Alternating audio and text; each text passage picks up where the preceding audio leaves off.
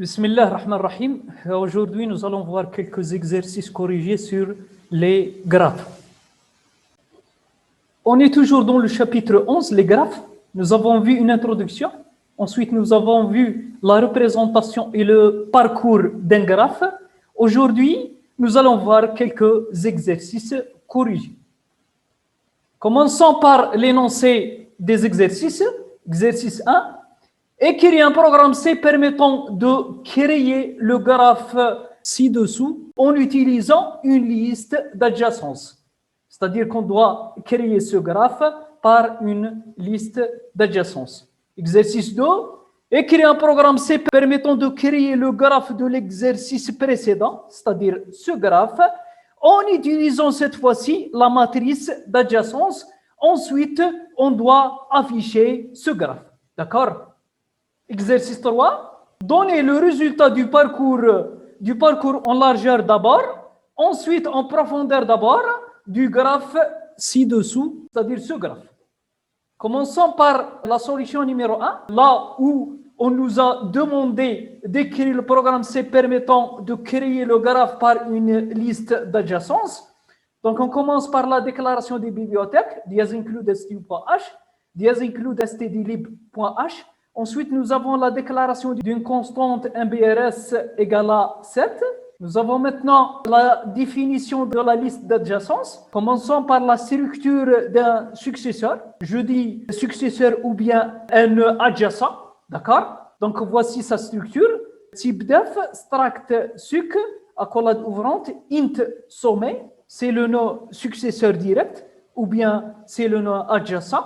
D'accord? Ensuite, nous avons struct suc étoile suivant. C'est un pointeur vers un autre nœud adjacent ou bien vers un autre successeur direct. D'accord? Ensuite, nous avons accolade fermante et le nom du type point virgule. Et voici la déclaration du graphe tout entier.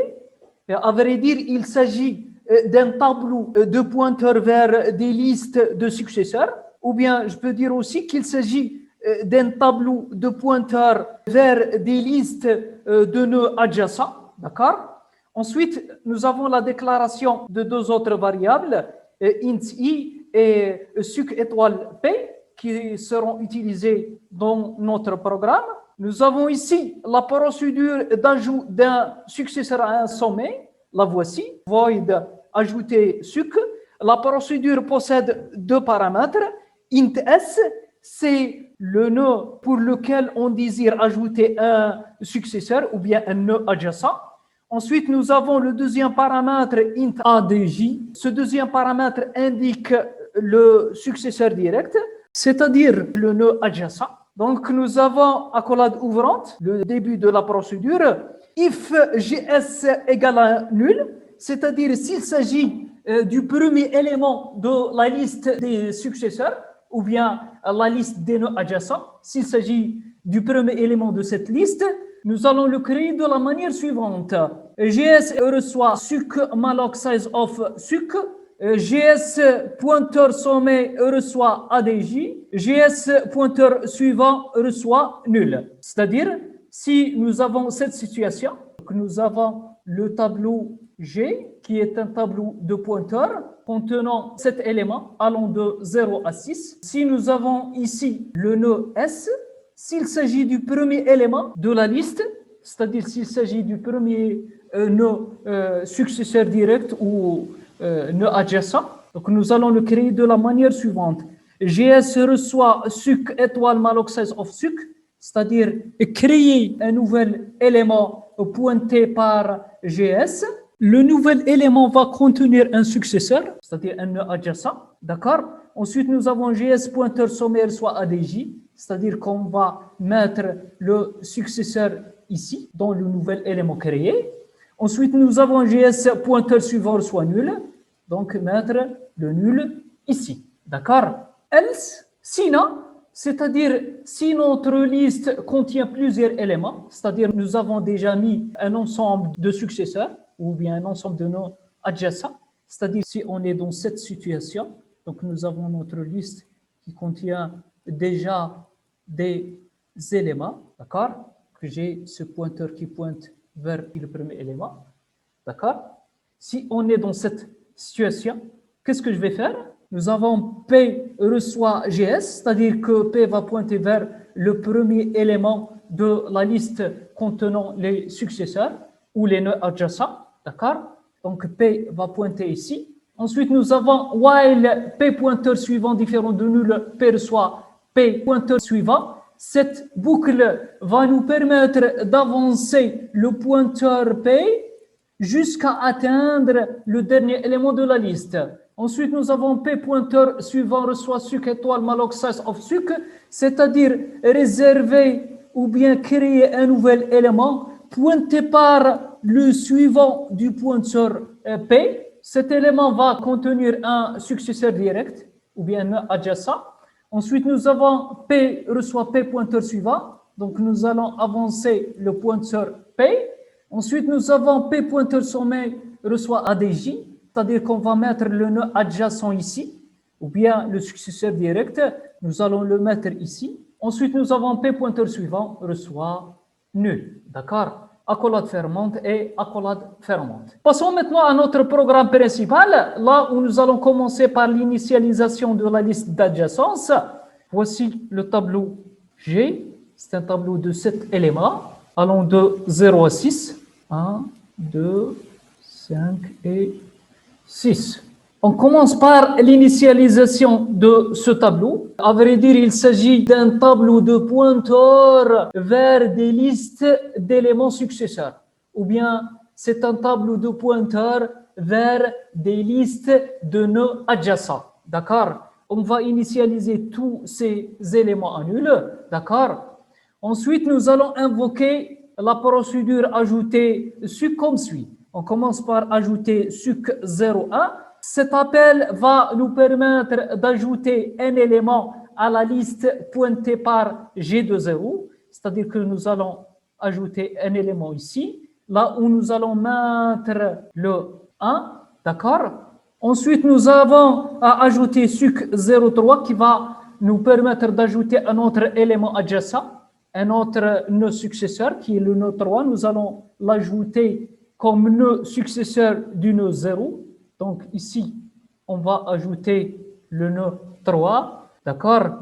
Ensuite, nous avons ajouté suc 1,4, ajouter un nouvel élément contenant 4, pointé par G de 1.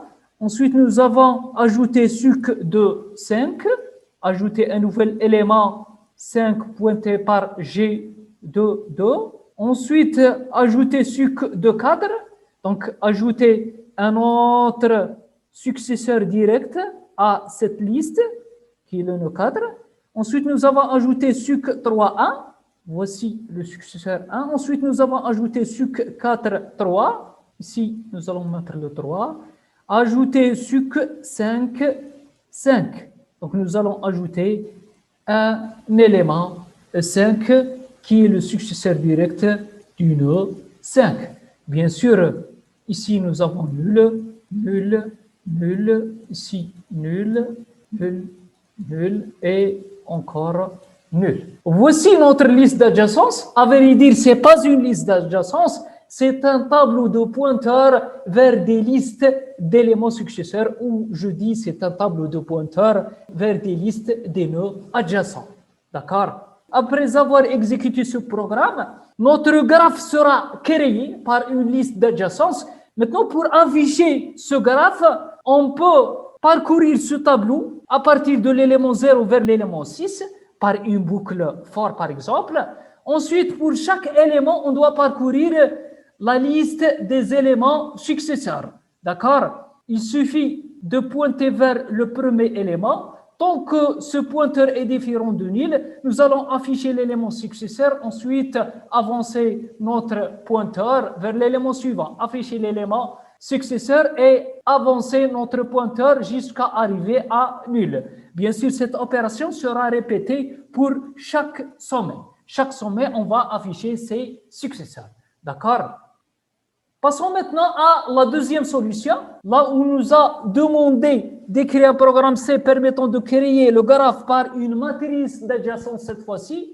On commence par la déclaration de la bibliothèque, dièse include H, dièse define MBRS 7, la déclaration d'une constante MBRS pour dire nombre sommet égale à 7, donc nous avons 7 sommets, et voici la déclaration de notre matrice int m MBRS MBRS, c'est une matrice carrée, 7 fois 7.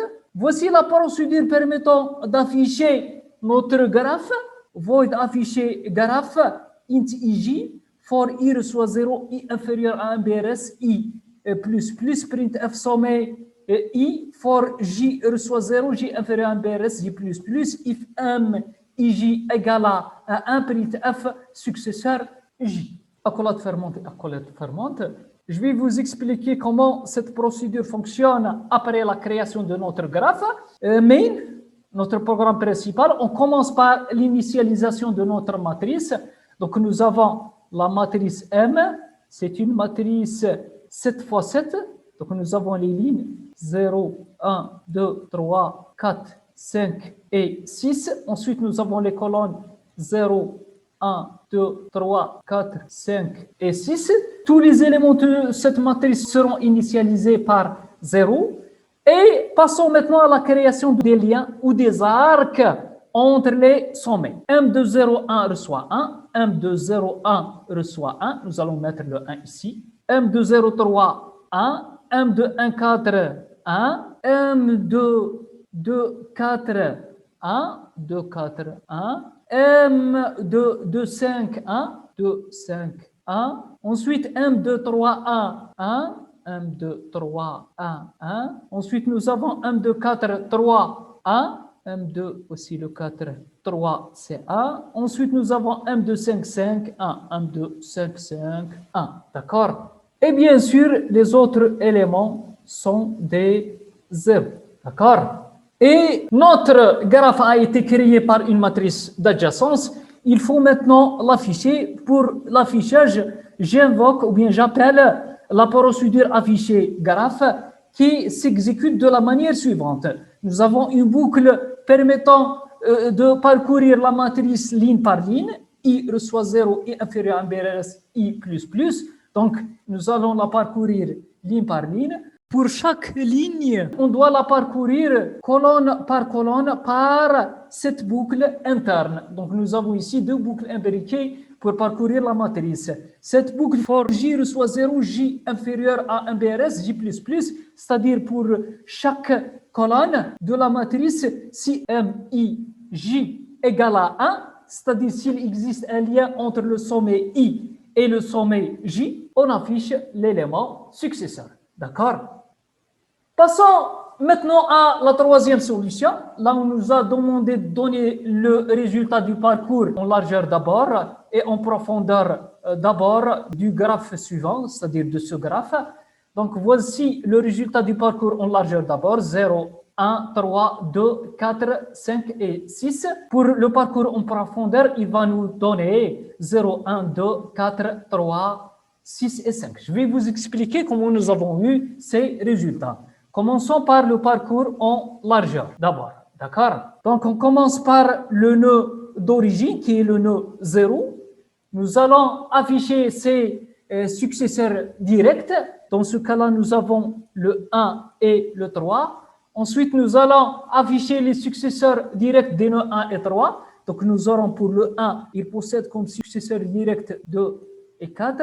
Le nœud 3 possède comme successeur direct le nœud 1. Le nœud 1 est déjà cité, donc on ne va pas le citer une deuxième fois. Passons maintenant au successeur direct des nœuds 2 et 4. Pour le 2, possède comme successeur direct 5 et le nœud 4 possède le 6. D'accord?